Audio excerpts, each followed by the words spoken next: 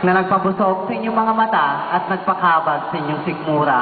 Ngunit ang talentong ipapakita ko po ngayong gabi ay sana magbukas sa inyong mga mata at magbukas sa inyong puso na kami po ang mga baklay gusto rin pong mabuhay sa mundo niyong ginagalawan.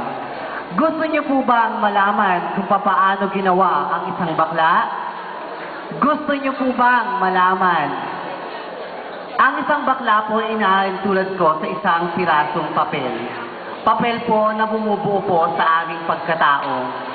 Bakit po sa tuwing kami inyong nakikita, kami po ay inyong pinagtatawanan. Sa tuwing kami po ay inyong nakakasalubong, bigla niyo po kaming hihingian ng piso na panggusto sa inyong sa mga inyong mga bisyo. Hindi po kami bangko na maaaring sumuporta sa inyo. Mga kaibigan, sa tuwing ginagawa po ninyo yon, ang puso po namin ay unti-unti po ninyong pinupunit. Mga kaibigan, kayo po ba rito ay naniniwalang kaming mga bakla ay anak din ng Diyos? Kayo po ba ay naniniwala?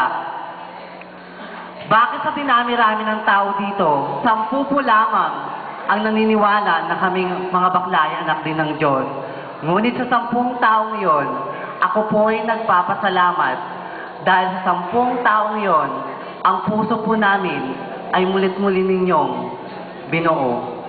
Mga kaibigan, ginawa ko po ang talentong to hindi po para pagtawanan.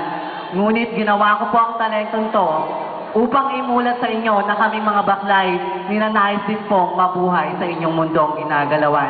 Maraming salamat po. Thank you very much.